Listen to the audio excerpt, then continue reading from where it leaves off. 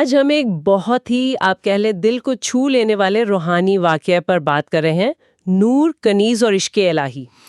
یہ قصہ حضرت ذوالنون مصری سے جڑا ہوا ہے۔ 3 صدی ہجری کے بہت بڑے صوفی بزرگ تھے۔ جی ہاں، تصوف کی بنیاد گزاروں میں ان کا شمار ہوتا ہے۔ تو یہ واقعہ پیش آیا مکہ مکرمہ میں۔ بالکل۔ وہ طواف کر رہے تھے کعبۃ اللہ کا، اور اچانک انہیں ایک عجیب، ایک غیر معمولی روشنی نظر آئی۔ روشنی کیسی؟ ایسی روشنی جو زمین سے لے کر آسمان تک پھیلی ہوئی تھی۔ بہت ہی غیر معمولی منظر ہوگا ظاہر ہے۔ یقیناً۔ پھر طواف مکمل کرنے کے بعد وہ دیوار کعبہ سے ٹیک لگا کر بیٹھے ہی تھے کہ قریب سے ایک بہت درد بھری آواز آئی۔ اچھا؟ آواز ایک کنیز کی تھی۔ وہ کعبہ کے غلاف سے پردوں سے لپٹی ہوئی تھی اور اپنے رب سے کچھ کہہ رہی تھی۔ مناجات کر رہی ہوگی۔ جی، تو آئیے ذرا اس گفتگو کی گہرائی میں اترتے ہیں، دیکھتے ہیں کہ اس میں عشق الہی کے کیا راز تھے۔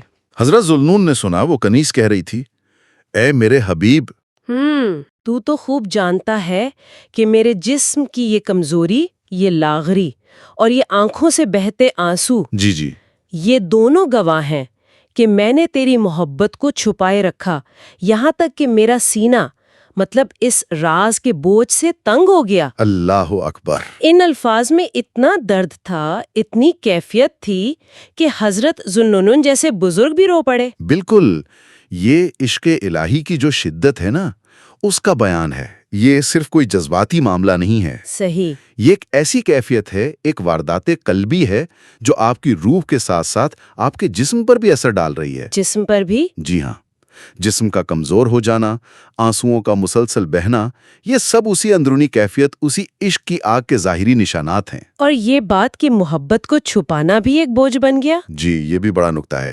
محبت کو چھپانا خود ایک امتحان ہے، ایک بوجھ ہے جو سینے کو تنگ کر رہا ہے۔ یہ تو واقعی محبت کی انتہا ہے۔ اچھا، پھر اس کنیز نے دعا میں کچھ ایسا کہا جس پر حضرت ذوالنون چونک گئے۔ وہ کیا؟ اس نے کہا، الہی و سیدی و مولائے بے حبک الیہ الا غفرت لی، یعنی اے میرے خدا، میرے آقا، میرے مولا، اپنی اس محبت کے واسطے جو تجھے مجھ سے ہے، مجھے بخش دے۔ اللہ، اپنی محبت کا واسطہ نہیں دیا، اللہ کی محبت کا واسطہ دیا۔ جی، اسی بات پر تو حضرت ذوالنون نے، جو خود معرفت کے سمندر تھے، انہیں ٹوکا۔ اچھا، کیا کہا انہوں نے؟ فرمایا کہ تم نے یوں کیوں نہیں کہا بے حبی لکا؟ ہاں، یعنی میری اس محبت کے واسطے جو مجھے تجھ سے ہے۔ بالکل۔ تمہیں یہ کیسے پتا چل گیا کہ اللہ بھی تم سے محبت کرتا ہے؟ یہ تو بڑا سوال ہے۔ بہت ہی بنیادی سوال ہے، اور کنیز کا جواب دیکھیں، اس کی گہرائی دیکھیں، یہ اس کی معرفت کی دلیل ہے۔ معرفت سے کیا مراد ہے یہاں؟ معرفت یعنی اللہ کی ذات اور صفات کا وہ علم جو براہ راست دل پر وارد ہوتا ہے، باطنی پہچان جسے کہتے ہیں۔ اچھا۔ تو اس نے جواب دیا کہ اللہ کے کچھ بندے ایسے بھی ہوتے ہیں جنہیں پہلے وہ خود دوست رکھتا ہے۔ پہلے وہ دوست رکھتا ہے؟ اچھا۔ اور فوراً دلیل دی قرآن سے، آیت پڑھی سورہ المائدہ کی، فَسَوْفَ يَأْتِيَ اللَّهُ بِقَوْمٍ يُحِبُّهُمْ وَيُحِبُّونَهُ، جس کا ترجمہ ہے کہ ان قریب اللہ ایسی قوم لائے گا جن سے وہ محبت فرمائے گا اور وہ اس سے محبت کریں گے۔ بالکل۔ تو اس آیت سے صاف ظاہر ہے کہ اللہ کی محبت بندے کی محبت پر مقدم ہے، پہلے اس کی محبت، پھر بندے کی۔ یعنی یہ جو ہم سمجھتے ہیں کہ ہم محبت کرتے ہیں، وہ دراصل اس کی محبت کا جواب ہے؟ جی، تصوف میں یہ ایک بنیادی نکتہ مانا جاتا ہے۔ کشش پہلے اس کی طرف سے ہوتی ہے جسے جذب کہتے ہیں۔ بندے کی جو کوشش ہے، سلوک، وہ اکثر اسی جذب کا نتیجہ ہوتی ہے۔ سبحان اللہ، یہ تو بہت ہی گہری بات ہے۔ اچھا، حضرت ذوالنون رحم اللہ نے پھر اس کی ظاہری حالت دیکھی، وہ بہت کمزور، لاغر سی تھی۔ جی۔ تو انہوں نے پوچھا کہ کیا تم بیمار ہو؟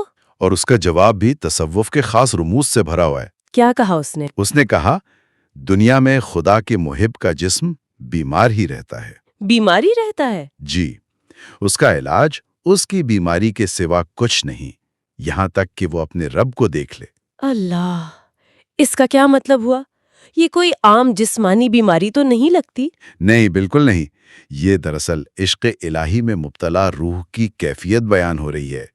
وہ جو محبوب حقیقی سے دوری ہے، ہجر ہے، اس کے دیدار کا شوق ہے، وہ عاشق کے دل میں ایک مستقل تڑپ، ایک بے قراری پیدا کر دیتا ہے۔ اسی کو روحانی بیماری کہا جا رہا ہے۔ اچھا، تو یہ ہجر کی کیفیت ہے جسے بیماری کہا جا رہا ہے؟ جی، اور اس کا علاج وہ بھی بتا دیا کہ اس کا علاج صرف وصال یار ہے، دیدار الہی ہے۔ جب تک وہ نہیں ہوتا یہ کیفیت باقی رہتی ہے۔ یعنی یہ تڑپ ہی اس کی زندگی ہے۔ بالکل۔ اور پھر اس حیران کن گفتگو کے بعد ایک اور عجیب بات ہوئی۔ وہ کیا؟ حضرت ذوالنون رحمت اللہ نے پلٹ کر دیکھا تو وہ کنیز وہاں تھی ہی نہیں۔ غائب ہو گئی؟ جی بالکل، اچانک نظروں سے اوجھل ہو گئی۔ اس طرح کا غائب ہو جانا بھی صوفیانہ روایات میں ملتا ہے۔ اچھا۔ یا کبھی یہ واقعات کی پراسراریت کو بڑھانے کے لیے ہوتا ہے، تاکہ سننے والا ظاہری چیزوں سے زیادہ اس کے باطنی پیغام پر، اصل سبق پر غور کرے۔ تو یہ جو مختصر سی ملاقات تھی، لیکن کتنی گہری تھی۔ اس سے ہمیں عشق الہی کے کئی پہلو سمجھنے کو ملے۔ جی بالکل۔ پہلا تو یہ کہ محبت میں پہل اللہ تعالیٰ کی طرف سے ہوتی ہے، یحبہم و یحبونہ۔ صحیح، اس کی محبت مقدم ہے۔ دوسرا یہ کہ عشق حقیقی جو ہے وہ انسان پر ایک خاص کیفیت طاری کرتا ہے، اس کے ظاہر پر بھی باطن پر بھی، وہ بیماری والی بات۔ جی ہاں، وہ جسمانی اور روحانی اثرات۔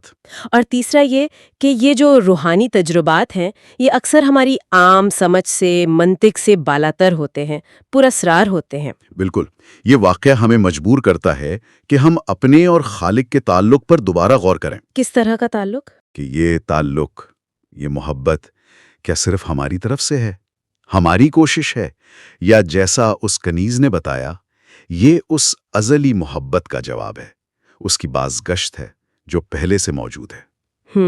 کنیز کا جواب تو یہی تھا کہ اصل کشش اسی کی طرف سے ہے۔ جی۔ اور پھر یہ سوال بھی ذہن میں آتا ہے کہ یہ جو شدید کیفیت تھی اس کنیز کی، یہ روحانی بیماری، کیا یہ صرف کچھ خاص لوگوں کو ملتی ہے، یا ہم سب کے اندر عشق حقیقی کی کوئی نہ کوئی چنگالی ہے جسے بس ہوا دینے کی ضرورت ہے؟ یہ بہت اہم سوال ہے، اور شاید اس واقعے کا ایک پیغام یہ بھی ہے کہ سچی لگن، سچی معرفت جو ہے وہ ظاہری حیثیت و مرتبے سے بالکل آزاد ہے۔ صحیح۔ دیکھیں نا، ایک کنیز معاشرے کے شاید سب سے کمزور طبقے سے تعلق رکھنے والی، جی، لیکن عشق اور معرفت کی کس بلند مقام پر تھی۔ یہ بات تو واقعی سوچنے پر مجبور کرتی ہے۔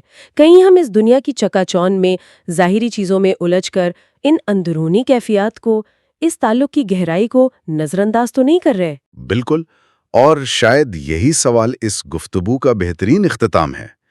یہ ہمیں دعوت دیتا ہے کہ ہم اپنی باطنی دنیا میں جھانکیں، اپنے اور خالق کے درمیان جو تعلق ہے اسے نئے سرے سے سمجھنے کی کوشش کریں۔ وہ تعلق جو شاید ہماری عام سوچ سے کہیں زیادہ گہرا، کہیں زیادہ پراسرار ہے۔